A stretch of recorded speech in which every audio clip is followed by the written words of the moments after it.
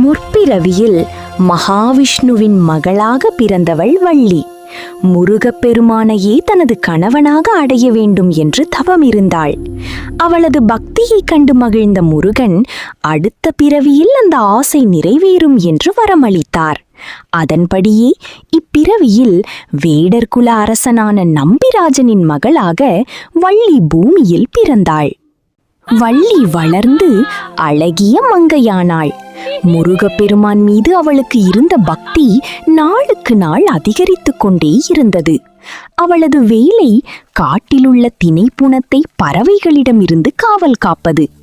அப்போதுதான் வள்ளியின் பக்தியை சோதிக்க முருகன் ஒரு திருவிளையாடலை அரங்கேற்ற திட்டமிட்டார்.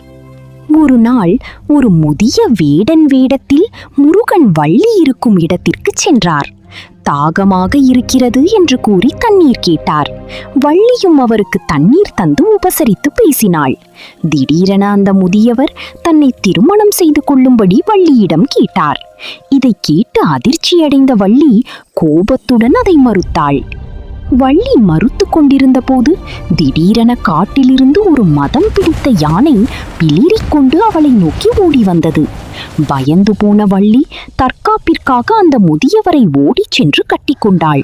இந்த யானையிடமிருந்து என்னை காப்பாற்றினால் நீங்கள் எதை கேட்டாலும் தருகிறேன் என்று வேண்டினாள்.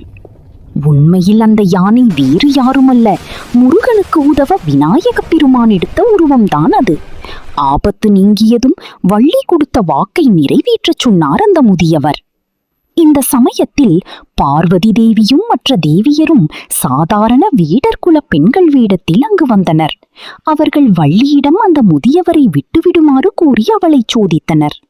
ஆனால் வள்ளி தனது முடிவில் உறுதியாக இருந்தாள். வள்ளியின் அன்பையும் உறுதியையும் கண்ட முருகன் தனது முதியவர் வேடத்தை களைந்து சுயரூபத்தில் காட்சியளித்தார். அதன்பின் யானையாக வந்த விநாயகரும் சாதாரண பெண்களாக வந்த பார்வதி, லக்ஷ்மி மற்றும் சரஸ்வதி தேவியரும் தங்கள் உண்மையான உருவத்தில் தோன்றி அருள் பாலித்தனர்.